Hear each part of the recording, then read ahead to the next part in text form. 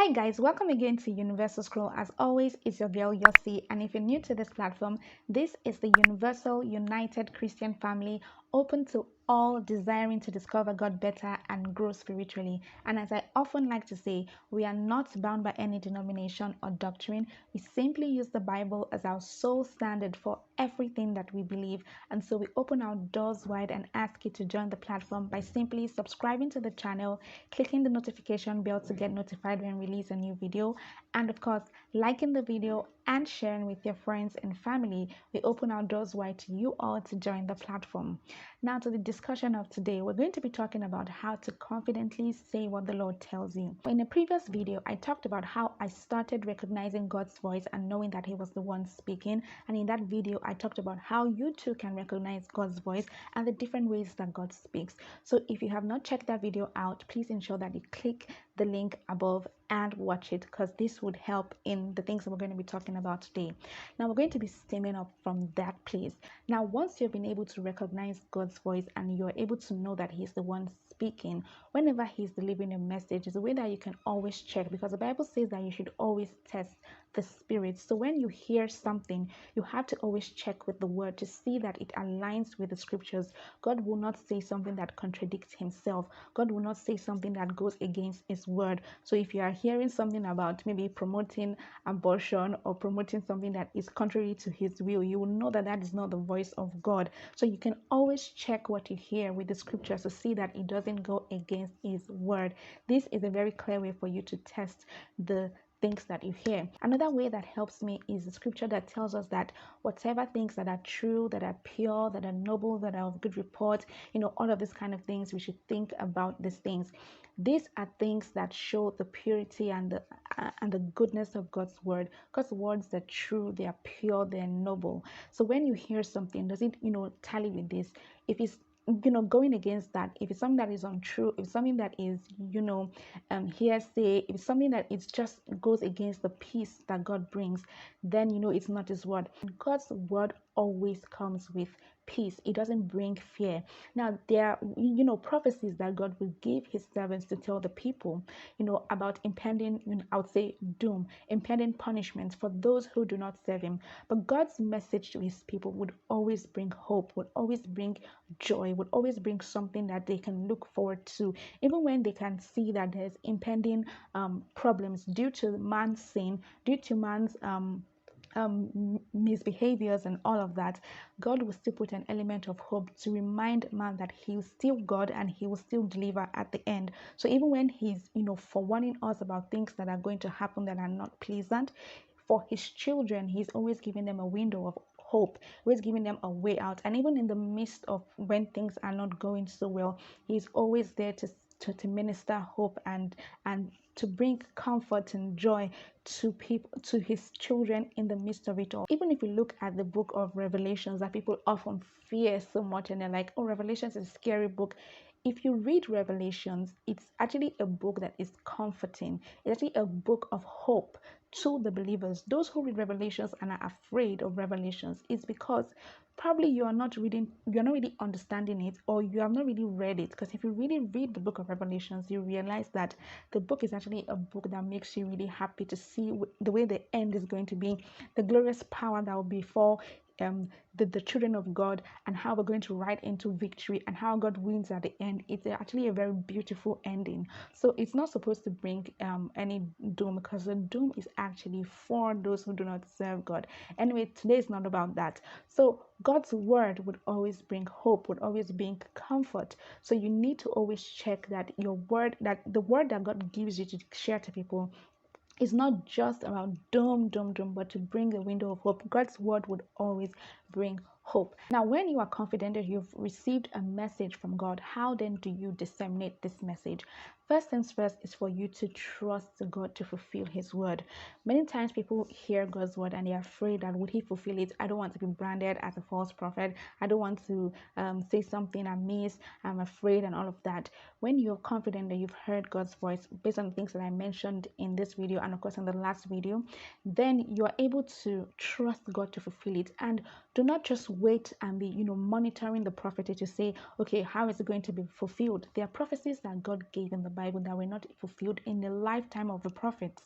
It happens. So it's not for you to watch and ask God to do it right away. He can fulfill the prophecy right away, and he can do it, years after. So it's not for you to watch it. God is the one who is watching over his word to fulfill it, not you. Yours is just to deliver the message and let God do what he would do. Simple and short. So just trust him to do it at his own time and just disseminate it as he has said it. And another thing to always note is not to embellish the message. Do not add to the message and do not subtract from the message. Don't try to put some spice into it, some finesse towards it, some drama and all of that to the message that God has given you. Give it as plain as he has said it. Don't touch it up. Don't make it so extra, because once you are doing that, you're actually going to be lying. You're actually going to be exaggerating. You're going to be adding to what he said, and that brings room for self. There's no place of self in the prophecies of God, in the word that God gives to his people. There's no place for self. When you bring self, you're trying to get glory to yourself. And that brings me to the fact that whenever you say the message that God has given you, it is to be devoid of any glory to yourself. Try as much as possible to be conscious to ensure that the glory remains to God, and you intentionally disassociate from yourself with any form of glory associated to it. God is a jealous God and doesn't like to share his glory, actually.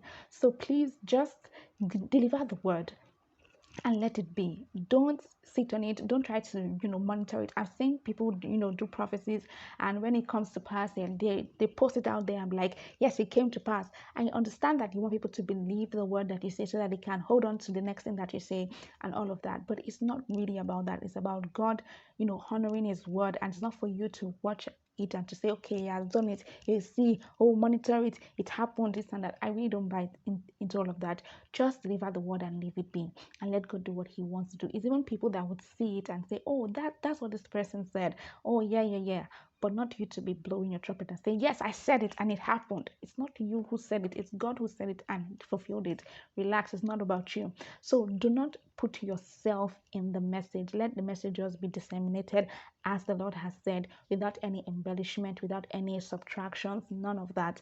And let it be as pure as the Lord has given the message. And of course, finally, depend on God. Let God be the one that you depend on. Sometimes God will give a message and he will not give you the full picture. He can give you just little glimpse here and there.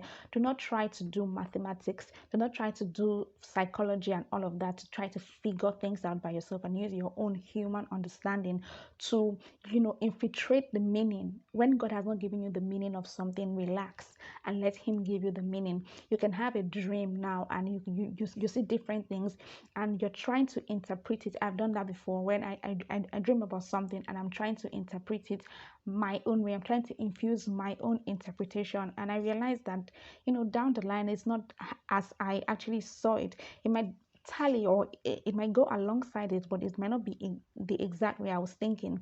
So it's important for you to let God do the interpretation for you. When he delivers a message, allow him to interpret it, allow him to show you the full picture by himself. Depends. Sometimes he gives you a message and it's just for you to see a glimpse of things, for you to keep quiet and actually just see a glimpse of it. And as he begins to reveal day after day, months after months, and just keeps on revealing things gradually, you start to see a clearer picture and a clearer picture and a clearer picture.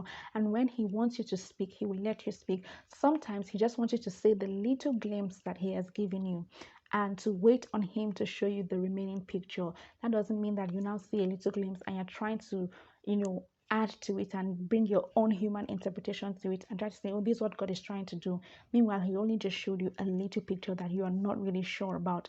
Say what he said. Don't try to answer for God. Let God be the one to interpret. He might not even give the interpretation to you. He might give it to somebody else. That's why there's the gift of speaking in tongues and the gift of interpretation of tongues, right? Which several people might have. So you might speak in tongues and another person might interpret it. The same way you can have a dream and somebody might have the interpretation of it. We see that happening in the Bible several times. So just depend on God and give the message as He has said it, and don't try to infuse your own understanding, infuse your own input to it. Just let it be pure as the Lord is giving it, and let God be the one to fulfill it in His own time. This is the message that I have for believers, because I know that God is going to be pouring out His Spirit on all flesh. He says it in the scriptures that in the last days He will be pouring out His Spirit upon all flesh. The sons and daughters will prophesy. This is what the Lord is doing. So as He begins to speak to you, as He begins to give you His word, just ensure that you remove yourself from it and just let the word be given as He has said, and trust God to do what He says He will do. This is a short message for the house.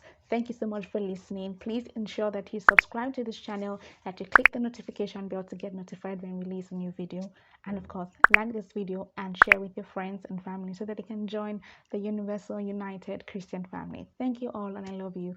Bye guys.